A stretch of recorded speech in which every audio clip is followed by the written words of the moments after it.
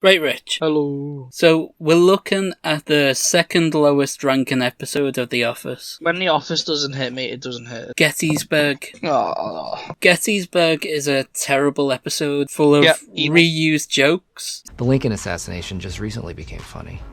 I need to see this play like I need a hole in the head. I need her like I need a hole in the head. Scenes with absolutely no stakes, and the writers just writing Michael Scott storylines and giving them to Andy as if that'll do. Yeah, such an unnatural, horrible episode. Also, I made the observation before that, do you reckon the writers gave Gabe the whole Abe Lincoln thing purely because his name is Gabe? What, like Abraham Lincoln? Yeah. I reckon it's solely because he looked a little bit like him and they built the entire episode around there. That's nuts. So can we tear this episode down and then just start afresh and rewrite it? Fix it. Oh mate, I'm taking it out the back like old Jello. Shot me head. It's a golden opportunity to see these characters out of the comfort zones and in a new place, and it just doesn't do that. Anytime you put a character in a new situation, you learn something new. This episode started with Andy just declaring that they was going to Gettysburg to inspire them. Does he even threaten them to go? Not really. He doesn't really, just offers it to them. But they don't need inspiring. He's trying to fix something that isn't broken. So should we start the story circle? Yes. So they're in the office. Mm-hmm. Now, why does Andy want to take them to Gettysburg? We need a good reason. Big thing for me would be war. Does he say something like the war on profit? And then Dwight's like, you want to not make profit? He's like, no, the war on not having profit. Yeah. Maybe in that moment, Dwight reveals that he knows a lot about war and Andy knows nothing. So he goes into his office and just starts Googling stuff. Yeah. And he comes out and he's like, did you know that 3 hours down the road from us is Gettysburg? Yeah, that's perfect. That's actually perfect. And then can he, throughout the episode, to prove he's Googling it, can he sprinkle in, generic war quotes? I thought you was going to go, can he say stuff like, and this, of course, is the cannon where they fired cannonballs in 1865. Hard bracket, 7, closed bracket. So he says the bracket thing from Wikipedia. Yeah, he goes, footnote 7. And he's like, what? Why did you say footnote 7? He's like, that's the quote. I think that'd be a challenge, by the way. We got to keep in Dwight's northernmost war thing. Do we need it? I wouldn't say it was a funny bit. It's not, but I want the challenge of having to keep it in. But it's also not the most northern. There was a battle in Vermont during the Civil War, so it's not true anyway. So the whole episode's just bogus anyway. Yeah, there's a lot of this episode that doesn't make sense. It makes sense then to do that because it's already a bit messy because you got the B-plot with Robert. Yeah, we've already got 2 storylines, them going to Gettysburg and the Robert plotline. What I liked about this setup already, you could easily have Andy is a general and Robert California is a general. So how Robert's wanting ideas. Yeah. Robert's like, if you don't get back to the office now because you just took unsanctioned leave, every one of you will be fired. Okay. So you need steak. And he's like, no, I promise we stay here. We're going to get an idea. And Robert's like, gentleman's bet because he said shit like that to me. Man, that's so much better than what they did. Yeah. Because now we have a driving force. Yeah, that's tension now. There was literally Robert California walked in and half the office was sleeping and no one reacted. No one cared. Neither did he. It's just so weird. And at this point, Robert's still trying to be a boss, isn't it? He'd still fume about that. Yeah. Because, we're still in that period of him, when he says he thinks some people are winners and some people are losers. Yeah. I think the people at the office are all the people who are losers, isn't it? It's still that settled. Basically, he's working with the losers and that's a big thing for him. And he's like, I bet you I can make a better idea with these losers. The Civil War was all about the Union versus the Confederates. Yeah. Because the South wanted to leave the North. So is Robert California the Union and Andy is the Confederates? Yeah, because that would be funny because Andy makes the reference in a boneheaded move and Daddle's just stood there. Yeah, he's like, we're going to screw it to Robert. He wants us to secede, he wants us to go back and to not be our own men. And he's using really he's using these, and Daryl's he's like, do you want to rethink what you're saying, Andy? He's like, oh come on.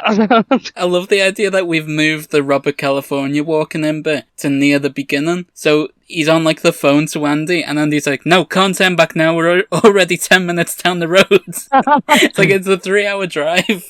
I love that. And then Robert says that and Andy goes, well, when I commit to something, I commit to it. Yeah. He goes, what leadership tactics would that give away if I turn back now, Robert? Huh? there we go. So we have a drive then for the Gettysburg, because they just sort of float around doing nothing, don't they? Yeah, it doesn't really make sense why they're there. The episode doesn't say anything, and it doesn't really do anything. So can he like be running drills as if he's a general? So they get there and they're like, "Okay, everyone give me 10." And everyone's like, what do you mean? He's like, "Push-ups?" He's like, "No, of course not. 10 bullet points." He says, "Everyone give me 10," and Creed just opens his wallet and takes out $10. That's perfect. He says, "Get yourself something nice." Or maybe Creed gives him the $10 and goes, "I knew this was too good to be true." Like talking about his paycheck. Yeah. They like robbery. So Andy does drills like a general, tells people to give him 10 bullet points. Are we still splitting Pam and Jim up? This way, I still think they're more active, and also they can leak information to each other. It still doesn't make sense why Jim went and left a 9 months pregnant Pam. Oh no, he wouldn't. Actually, good point. So Jim stays. If we've got a good reason for him to go, then he can go. It's just, it's so out of character. Of course he'd want to hang out with his wife. Yeah. What if Robert sends Jim to go get Andy? So Jim has to drive behind them in his car. Yeah. He's like, "Robert, I'm not doing that. It's a 3-mile drive." Yeah. 3-hour driving, and Robert's like, "Do you want to support your wife and kids?" And then there's just silence, and Pam's like nodding, like, "Please, Jim." I like this because it suggests that Jim will be 10 minutes behind them at every point. Yeah, I like that. So Jim's just arriving to all these places Andy has caused havoc in 10 minutes after it's all ended. What, like every bit is like a battle. Every bit's like a war scene, like scrumpled up paper, bins overturned.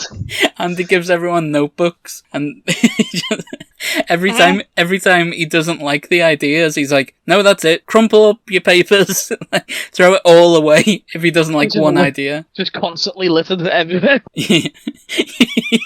So Jim's constantly calling Pam saying, "Yeah, I keep finding all these notes everywhere." And they're reading the ideas out. And maybe Pam sneakily tells Robert one of the ideas and he likes them. Yeah. So, like, we need a reason for them to... Maybe if Andy loses, he still likes his initiative or something. So Jim finds a crumbled up piece of paper. First, can he find, like, Creed's one? And it's just nonsense. It's like, it's written in Latin or something. Yeah, like, it's written, like, in decent Latin, and there's a phrase, illegimeti non carborundum, which means don't let the bastards grind you down, which feels like proper Creed-esque. But then next to it, it's just, like, a drawing of, like, some poop with some flies. Jim's reading it and he goes, like, "That's not real Latin." And then it actually is. Yeah. Would Pam know that? Because she did a brief stint with art, didn't she? So she might rub up against, like, some arty types. So you're saying the perfect idea comes from Creed's Latin? Yeah. Whatever the idea is written in perfect Latin, Pam translates it from, like, maybe an online course that she did years ago. Yeah. Maybe to prank Dwight or something. And she tells Robert the idea and he loves it. Yeah. We cut back to Gettysburg. And isn't it weird how they never made a speech, even though Gettysburg is famous for that speech? So, I don't know what you're alluding to, but... The Gettysburg Address. No, yeah, I didn't know that. So, is that like a big, massive moment, is it? And doesn't Abe do it, I assume? No, Abe just speaks rubbish. Gabe just speaks rubbish. Oh, great. He just tells a Michael Scott joke from season 2. See, there was one nice moment in this episode. Jim is being his usual Jim self, and Andy, like, tells him off and goes, "You don't always have to be Jim all the time, you know?" Yeah. I'd say that's the one scene we keep, because Jim needs telling off. Yeah, like, he can never take anything seriously, can he? In the start of the show, Jim was an underdog, but now he's just, like, smug and above it all. Yeah, he's like low-key the villain sometimes. So Andy does that speech and tells him off, and then he stands up and gives, like, a big speech to everyone. This is his Gettysburg Address, which is funny because they then lose because just because Creed threw away the idea. Yeah, I love that. So how about they're on the bus back and Jim has to drive 3 hours back. Poor Jim. And then we have a nice scene where Andy has to succeed to the Union. Does he say something like, I resign immediately? Like a few years after the war, America forgave all the crimes of the South, like, you know, during the war stuff. So Robert would say something like that. You know, they forgave the South. He's letting Andy know he still has his job and stuff. They forgave the South, so maybe I can forgive you. Can the final scene just be Creed saying to Gabe, "Hey, you know, you look a lot like Lincoln." So we do the whole episode without referencing it. Abraham Lincoln once said that if you're a racist, I will attack you with the North.